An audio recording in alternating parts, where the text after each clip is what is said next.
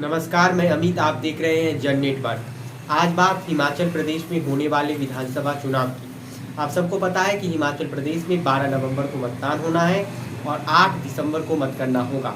25 अक्टूबर तक नामांकन भरे जाएंगे। इस बार हिमाचल प्रदेश में बीजेपी के सामने सरकार बचाने की चुनौती है। हिमाचल प्रदेश में 1985 से एक कवायद है कि हर 5 साल के बाद सत्ता बदल जाती है। 5 साल बीजेपी और 5 साल कांग्रेस। 2017 यानी पिछले विधानसभा चुनाव में बीजेपी के पास चेहरा थे प्रेम कुमार धूमल और कांग्रेस के पास चेहरा थे वीरभद्र सिंह। लेकिन 2022 में तस्वीर बदल चुकी है, क्योंकि बीजेपी ने 2017 में जब बीजेपी को 43 सीट मिला था 68 सदस्यीय विधानसभा में, तो बीजेपी के उस वक्त के मुख्यमंत्री पद के उम्मीदवार प्रेम कुमार धूमल चुनाव हार गए थे। इसके बाद जयराम ठाकुर को बीजेपी ने सीएम बनाया था, जो पूरे 5 साल तक बीजेपी के लिए हिमाचल में सीएम रहे। इस बार उन्हें चुनाव में पार्टी को जिताने की जिम्मेदारी है। पार्टी में हिमाचल में वह चेहरा हो सकते हैं। हालांकि बीजेपी ब्रांड मोदी के चेहरे पर लड़ेगी। कांग्रेस के पास वीरभद्र सिंह का चेहरा था, लेकिन इस बार कांग्रेस पार्टी के पास हालात बदल गए हैं, क्योंकि वीरभद्र सिंह इस दुनिया में नहीं है। इसलिए पार्टी ने उनके जगह पर प्रतिभा सिंह, जो उनकी पत्नी है, उन्हें हिमाचल प्रदेश कांग्रेस कमेटी का अध्यक्ष बनाया।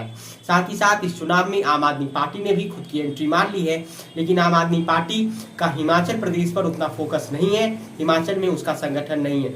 12 नवंबर को 55 लाख वोटर हिमाचल प्रदेश के अंदर 68 सदस्यीय विधानसभा में नई सरकार चुनेंगे। बीजेपी के सामने सरकार बचाने की चुनौती है। बीजेपी ब्रांड मोदी के चेहरे पर लड़ेगी। हिमाचल प्रदेश में जब बीजेपी के ये संगठन महामंत्री हुआ करते थे नरेंद्र मोदी, जो आज प्रधानमंत्री है, वे हिमाचल प्रदेश में कामकाज को देख चुके हैं। जेपी नड्डा का, जो बीजेपी के राष्ट्रीय अध्यक्ष है, उनका गृह राज्य भी है हिमाचल प्रदेश।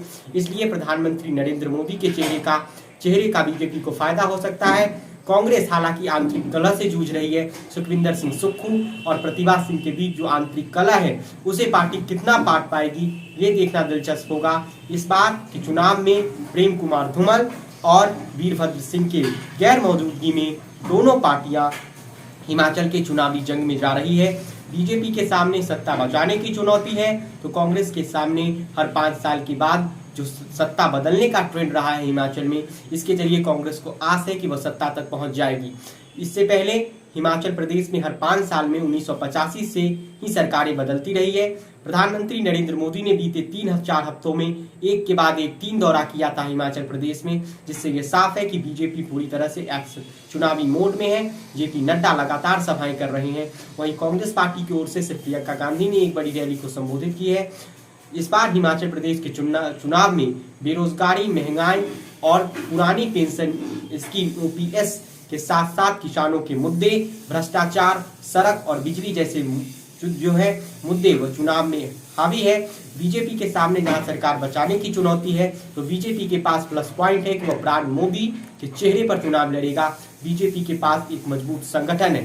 कांग्रेस इस बार ओपीएस और बेरोजगारी और किसान जैसे मुद्दे पर चुनाव लड़ रही है, लेकिन कांग्रेस के पास आंतरिक कलह है, जो सुखविंदर सिंह सुक्खू और प्रतिभा सिंह के बीच जो आंतरिक कलह है, उससे निपटना होगा। आम आदमी पार्टी इस चुनाव में कितना असर डालेगी, ये देखना दिलचस्प होगा। लेकिन इस बार के विधानसभा चुनाव में जयराम ठाकुर के चेहरे पर बीजेपी चुनाव लड़ेगी। अगर बीजेपी उत्तर प्रदेश, उत्तराखंड की तरह 5 साल के बाद सत्ता बदलने का ट्रेंड बदलने में कामयाब रही, तो जयराम ठाकुर को भी इस जीत का सेहरा बंधेगा।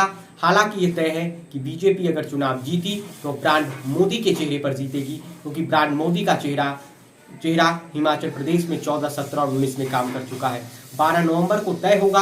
55 लाख वोटर तय करेंगे कि इस चुनाव में हिमाचल में बीजेपी की सत्ता आएगी या कांग्रेस लौटेगी। इस चुनाव में 105 साल के श्याम शरण नेगी सबसे बुजुर्ग वोटर होंगे जो वोट गिराएंगे, जो लगातार वोट गिराते आ रहे हैं आजादी के बाद।